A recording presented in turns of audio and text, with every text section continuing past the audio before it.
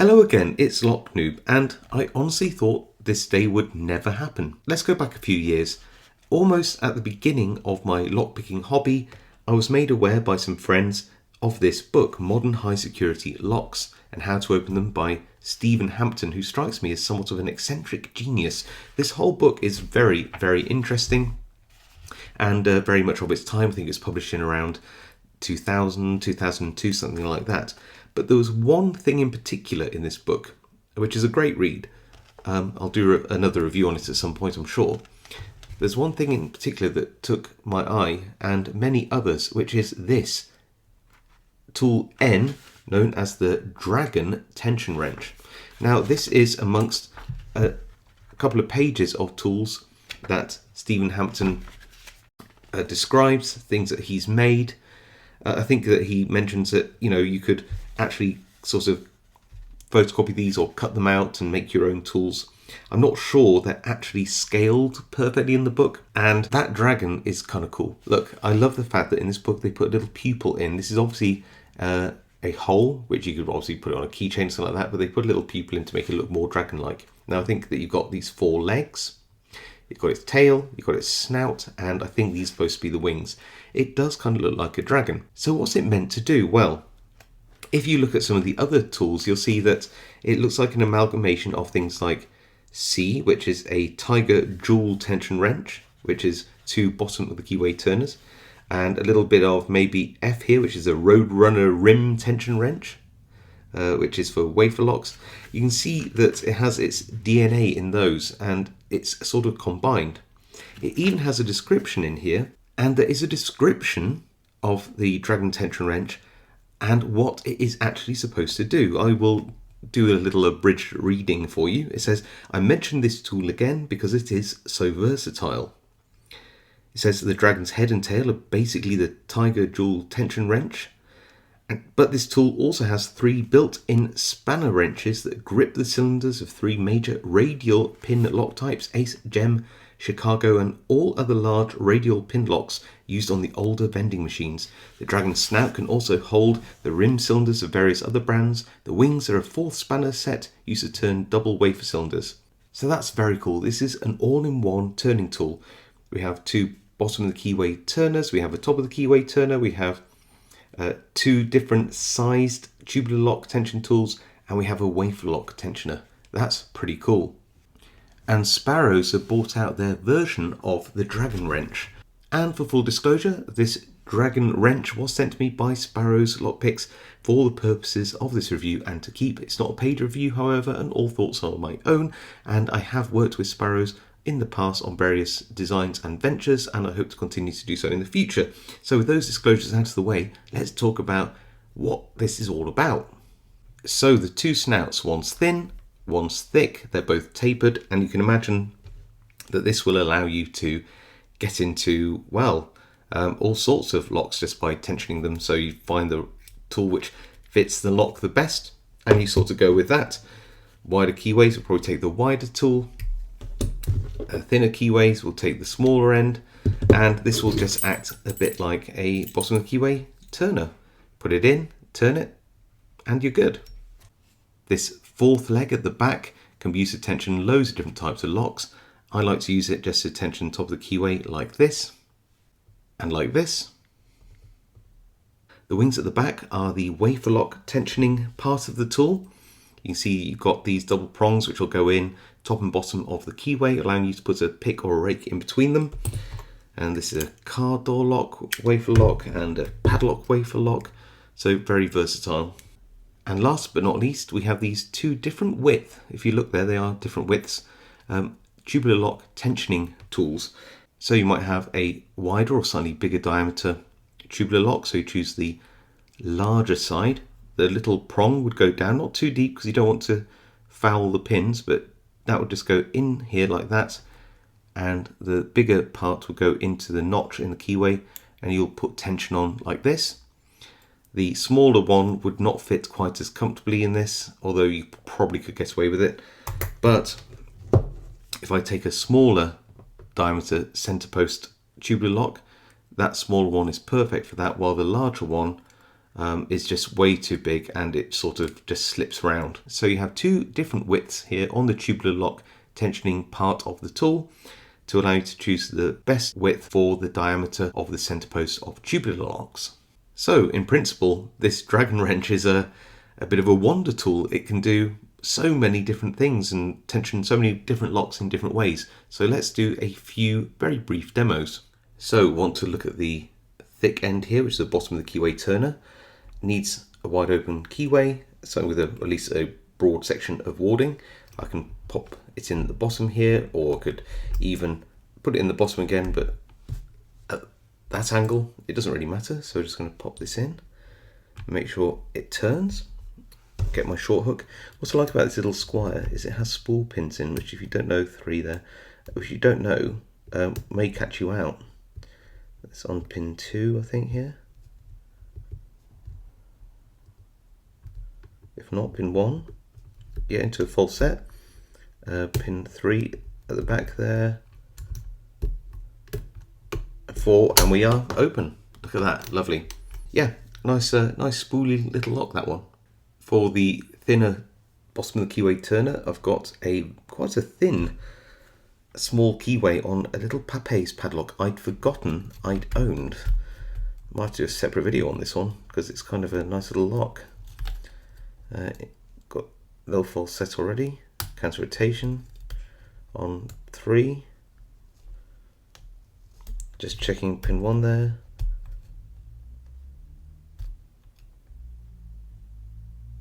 Pin 4 here, and we're open. There we go.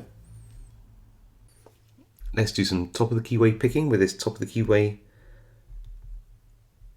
tensioning nub tip. I don't know what you want to call it. Pin 3 there. Nice little Avocet 5-pin padlock with pretty good bitting and lots of spools. Into pin 1.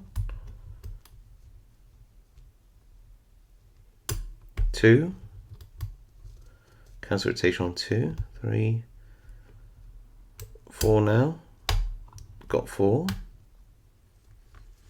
Just testing 5 at the back. Yeah, and we got the open, I think. Nice. I will pick a couple of different types of wafer lock with these 2 prongs, which act as a wafer lock turner. They go into that broad wafer lock keyway. They apply a turning force. Then I can go in with something like a rake between the 2 prongs, and I can try to rake this lock open. This is a vintage pilot padlock, a wafer lock padlock, which is kind of cool. And yeah, we've got the open. There you go. Now, much more commonly, you're going to find wafer locks that look like this, which are found in things like drawers and lockers and filing cabinets and cupboards and all that kind of thing. But these prongs will also work on other wafer locks, like automotive wafer locks, car door locks, that kind of thing. So yeah, let's try and get in there again, the rake between the 2 prongs in this lock, and just see what we can sort of get open here. Trick is not to pull the tension tool out with the rake as you're raking. There we go, got it. And here we have an actual old car door lock, a General Motors lock of some kind. I don't know which one. I'm not an expert at car door locks, but we can shove our turner in and we can try to rake the top wafers here and the bottom ones. And yeah, we've got the open. Look at that.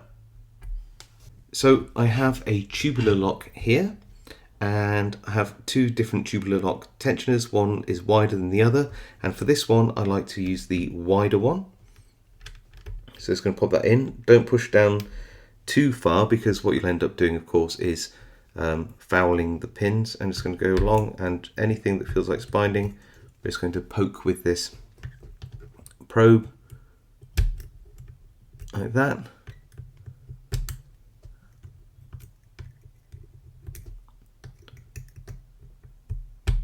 There we go. And we just have to keep sort of going round until we get this to move around another position.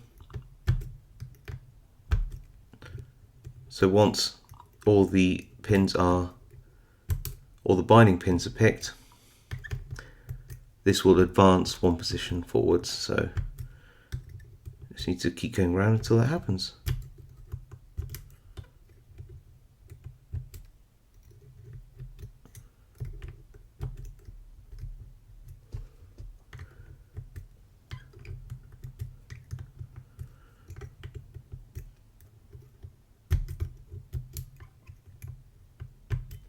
I think we're almost there. Some of these pins are tapered and therefore need to be picked, or at least tapped a couple of times before you get that open.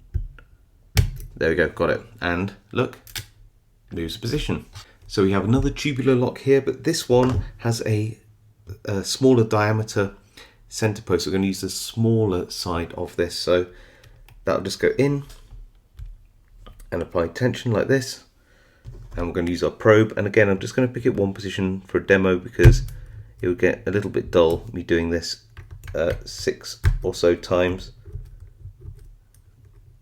to advance this lock on.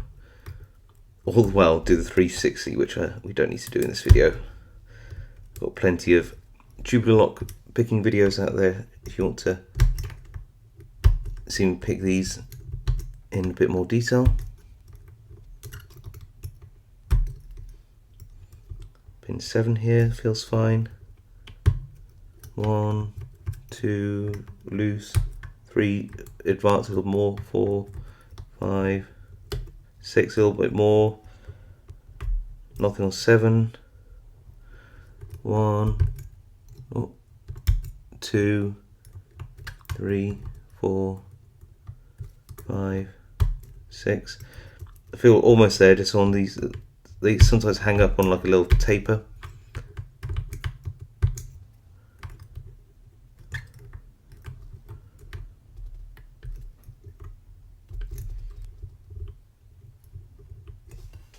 Who's holding us up?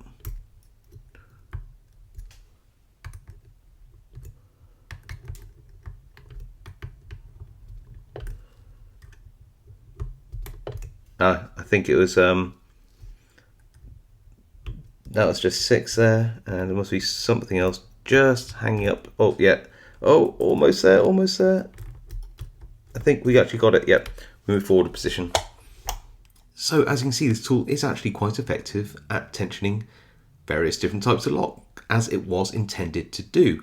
Now, does it work exactly the same way as Mr. Hampton had envisaged? Well, I think for the most part, probably yes. I know that Sparrows had worked on this to make sure that all the different parts do work, as bottom of the keyway and top of the keyway tools and tubular lock turning tools and wafer lock turning tools, but I don't know if this would be the exact measurements or that he'd use it in exactly the same type of locker or in the same way, because the book doesn't go into great detail on the tool and it doesn't give measurements. So is this multi-tipped tension tool the best turner that you can buy? Can you just get rid of all your other turning tools because this does everything so well? No, I don't think that's the case. Now, don't get me wrong, I absolutely love this. As soon as I saw this original design in Stephen Hampton's book, I wanted one. I wanted to try and make one. I wanted to try and get some metal of the right thickness and you know, and width and everything, so I could try to make it with hand tools and stuff. I never got round to it. So I'm so glad I finally get to use something which, even if it's not exactly the right dimensions as the original, it's hard to know from just the drawings, but it's going to be as close as I probably ever will get to trying it. And I think if you were ever curious about whether this actually works, then I think you'll probably enjoy giving this a go too. I think it's on sale on Sparrow's website at the time of recording for around $8 US, which is around 6 or 7 UK pounds, I think. So for that price, you could satisfy your curiosity. You could have a piece of lockpicking, locksport sort of history and lore, I guess. This is such a cool little tool. Now, downsides are it's just, I think, trying to do a little bit too much. Now, don't get me wrong, the form factor is so cute. I do love this, genuinely. You know, this is something I would actually buy for friends as well, to be like, look, they actually made a version of the, you know, the Dragon Tension Wrench. You know, they actually made a version of this. How cool is that? And I think a lot of lockpickers like me would love to have one of these. But is it perfect? As I said, no. It is trying to do a little bit too much. Let me explain where I think there are a couple of flaws, and it just makes it a little bit harder to use than it needs to be. So first of all, the whole thing is actually quite big and bulky, and I like to have my turning tools very close to the lock so that I can access the keyway and get really close in with the pick. No matter how you use this, even if you've got the whole snout of the dragon in the lock, you've got about a centimetre or so, just under half an inch, where you've got some dead space. It means I can't get my pick really close in, then sort of, move back with my fingertip on the front of the lock. So it is just a little bit bulky and a little bit cumbersome. Worse if it doesn't go all the way in, and that might have to be the case for some locks. The thin one's too thin, the thick one does fit, but it sticks out, and that you can see it just exacerbates the problem. I like the fact that these are tapered, and therefore they can go into various size keyways depending on what you want to pick, but that is the case. Then you have the top of the keyway turner. Actually surprisingly good. If your keyway is at an angle like this, you put that in and you get clearance on its legs, and that works actually quite well. You can see you've got access to the keyway. The what would this be? The tail on this, in this case, does get in the way a little bit, as you can see, but it's not so bad. Other locks though, where the top of the keyway isn't angled, you can see how you do foul with the legs, and the way you get around it is by pulling this out a bit, but then you risk sort of slipping the tension tool out. So again, it's if it was just that, it would be fine, but these legs do get in the way on some locks. The wings really do work in sort of automotive locks where you need to go quite deep. They offer nice reach, and same with the standard cabinet wafer locks, but you do sort of have to angle this away a little bit to get access to that keyway, which can mean that you can slip the tension out if you're not careful. And because it's straight in, you can see that you are basically blocking the keyway. Now you can sort of get around it, you can, especially if you're raking, but it's not as good as a tool which would be sort of offset to the side, allowing you full access and visibility of the keyway. So it's okay, but if it had like little 90-degree bends in, that would be better. And the tubular lock tools, again, they actually work surprisingly well, but I feel that the length of these prongs do mean that you just have a little bit too much flex there. I'd like to see Sparrows have this more of a V shaped in the middle, so that you don't risk putting the center prong down too deep. It acts as a sort of stop, but these do actually work, albeit that they are a bit long and therefore have a bit too much flex in for my taste. But they are surprisingly useful in these tubular locks, and I guess with a long enough probe to pick with, then the wings at the back don't get too much in the way, but again, they do stick up and they are quite present, would you say? So I think that this does work. It's a really nice curiosity, a great gift to yourself or others. I really like it. I love the history behind this. I think, like I said, Stephen Hampton is an eccentric genius. His book is really good as well, for that matter. And I think that if you were ever curious about this, then it's definitely probably worth considering, because it probably put a smile on your face like it does mine. So if you like this video, please hit that like button, or if you think I deserve it, hit that subscribe, because it really helps my channel out. If you have any comments about this, I'd really love to know your thoughts on the Dragon Wrench as a tool, whether you've ever made one, whether you know anybody else who's ever made one. Have you used one? What do you think? Do you think Sparrows did a good job? Whatever you think, please put that in the comments below. I do actually read all the comments, and I reply to as many as I can. Otherwise, all I can say is stay safe, happy picking, and I'll see you all next time.